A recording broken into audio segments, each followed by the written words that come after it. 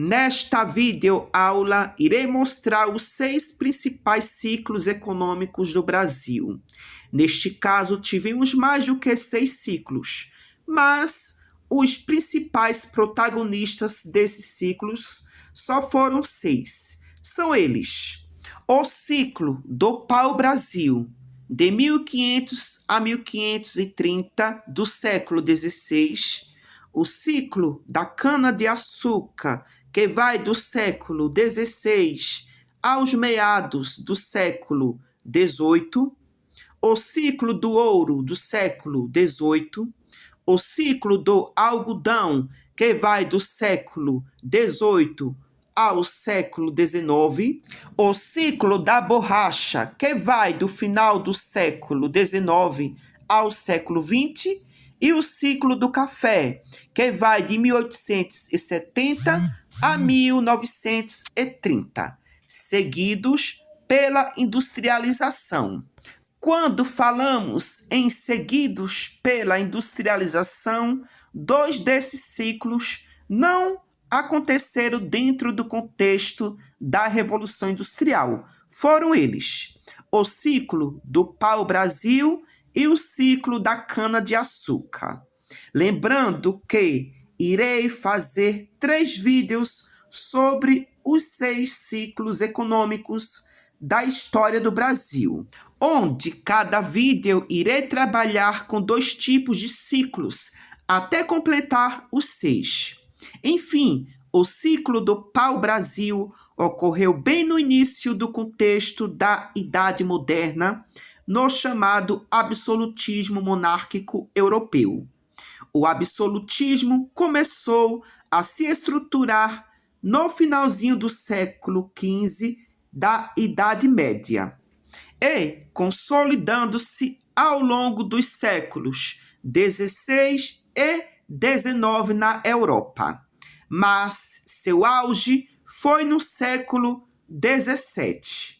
Então, o ciclo do pau-brasil só ocorreu entre os anos de 1500 a 1530, no chamado Brasil pré-colônia, no século XVI da Era Comum. Foi o momento em que os portugueses, ou seja, a coroa portuguesa, só manteve contato com o território brasileiro através da extração da madeira do pau-brasil com os índios, no chamado sistema comercial primitivo de trocas diretas de mercadorias ou serviços sem uso de dinheiro, o chamado sistema de escambo, praticado desde a antiguidade, envolvia a troca de produtos excedentes, como alimentos, gado ou ferramentas, baseada na satisfação mútua entre as partes, onde os índios cediam a madeira do pau-brasil para a coroa portuguesa. Em troca, os índios recebiam objetos chamados de quinquilharias, como, por exemplo, espelhos, facas e machados. Lembrando que essa prática de escambo já existia na antiguidade, como já citei anteriormente, pelos povos das civilizações antigas, como Egito, Grécia, Fenícia e Roma, antes da popularização da moeda metálica. Essa madeira do pau-brasil, que era exportada para Portugal, servia para a extração do corante para tingir tecidos nobres e fabricar tintas, e também para a fabricação de móveis, construção naval e produção de arcos de violino, a qual vem sendo utilizada até os dias atuais, inclusive em escala internacional. Em qual região brasileira predominou a prática do ciclo do pau-brasil? O ciclo do pau-brasil do século XVI concentrou-se no litoral brasileiro, com maior intensidade na região Nordeste, especialmente Pernambuco, Rio Grande do Norte e Bahia, e no litoral do Sudeste, Rio de Janeiro, Cabo Frio. A exploração baseada no escambo com indígenas ocorreu na faixa de Mata Atlântica, do Rio Grande do Norte ao Rio de Janeiro. As principais áreas de exploração foi Pernambuco, área central e de maior qualidade, Porto Seguro, Bahia e Cabo Frio, Rio de Janeiro. As primeiras feitorias foram construídas para armazenar madeira, sendo as principais em Iguaraçu, Pernambuco, Porto Seguro e Cabo Frio. A fase de maior exploração ocorreu no início do período colonial, durante o período pré-colônia, aproximadamente entre 1500 a 1530. A madeira era extraída de áreas litorâneas e transportada para a Europa. Sua decadência se deu devido através da crise e esgotamento da extração da madeira do pau-brasil e também pela necessidade dos portugueses ocupar o território brasileiro, implantando mais um novo ciclo econômico, desta vez com o ciclo da cana-de-açúcar, que resultou nas chamadas capitanias hereditárias. Segundo ciclo da economia do território brasileiro colonial, o ciclo da cana-de-açúcar, agora do período colonial. Aqui, de fato, já estava estabelecida a colonização portuguesa no território brasileiro. Com o esgotamento da retirada da madeira do pau-brasil em 1530, viram a necessidade de ocupar o território brasileiro e implantar mais um novo ciclo econômico, que foi o chamado ciclo da cana-de-açúcar, que vai do século XVI ao século XVIII. Dentro desse mesmo contexto do ciclo da cana-de-açúcar, foi implantada a primeira forma de governo do período colonial brasileiro. Foi o sistema de capitanias hereditárias, estabelecido pela coroa portuguesa a partir de 1534. O rei de Portugal, Dom João III, dividiu o território em 15 grandes lotes de terra e os entregou a nobres e fidalgos portugueses, chamados de donatários, para que administrassem e colonizassem com recursos próprios.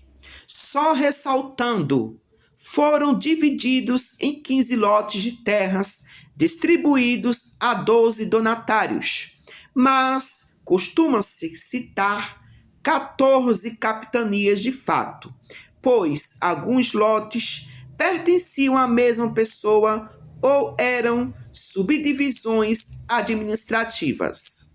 Lembrando também que o ciclo da cana-de-açúcar não aconteceu dentro do contexto da Revolução Industrial, sendo anterior ao mesmo.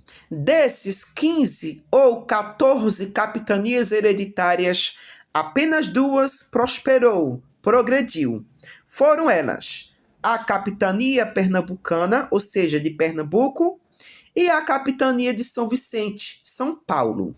Agora, existe uma diferença entre essas capitanias, onde a capitania de Pernambuco prosperou rapidamente com a produção açucareira, iniciada por Duarte Coelho, enquanto a de São Vicente, por Martim Afonso, baseou-se no tráfico de indígenas e menor exploração açucareira. O ciclo da cana-de-açúcar do século XVI aos meados do século XVIII concentrou-se inicialmente no Nordeste brasileiro, com destaque absoluto para as capitanias de Pernambuco e Bahia. Essas áreas possuíam solo de massapê e clima favorável, tornando-se o maior centro de produção e exportação de açúcar do Brasil colônia. O Nordeste foi o foco principal, com destaque em Pernambuco e Bahia. Foram os polos produtores mais importantes, com grande número de engenhos. São Vicente, São Paulo. A capitania de São Vicente, no Sudeste, também se destacou como um dos primeiros e principais centros produtores no início do ciclo, tendo solos férteis, clima tropical e a proximidade com a Europa, facilitando o plantio e o comércio. O ciclo da cana-de-açúcar definiu a ocupação portuguesa, estruturado na monocultura, latifúndio e uso intensivo de mão de obra escravizada. O ciclo da cana-de-açúcar foi o principal motor econômico entre os séculos XVI e meados do século XVIII, antes de ser superado pela mineração.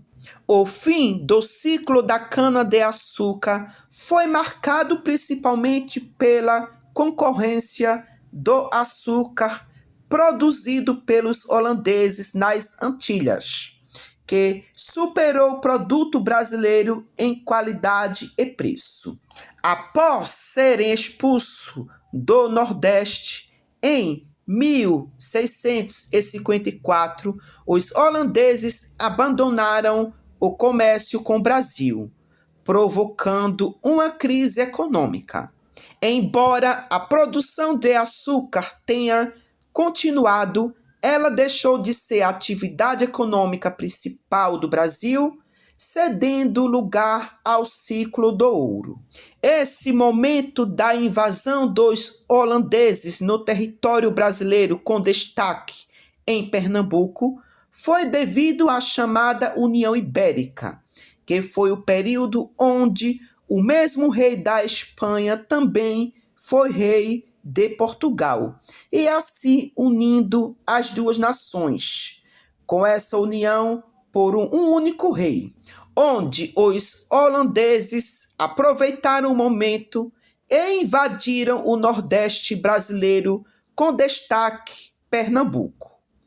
Com o fracasso das capitanias hereditárias, os portugueses decidiram trazer outra forma de administração, no chamado governo geral.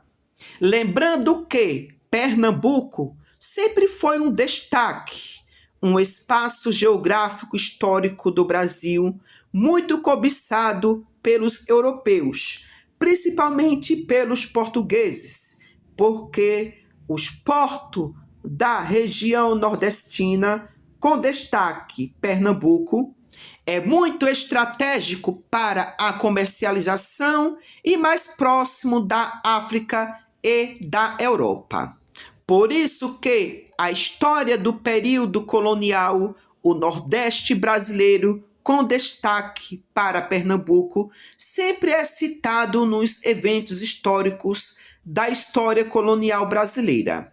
É engraçado, os bolsonaristas criticam e falam mal do Nordeste e de Pernambuco, mas foi o Nordeste que praticamente levou a história do período colonial nas costas, sendo cobiçado até pela família real quando chegaram aqui no território brasileiro, que foi uma das causas que levou à separação de Pernambuco com o restante do Brasil, na chamada Revolução Pernambucana. Na verdade, os bolsonaristas não sabem nada de história, são burros e ignorantes. São gados que vivem em boiadas pastorados e guiados por pessoas mais burras e ignorantes do que eles. Por hoje só, e até o próximo vídeo. Tchau, tchau.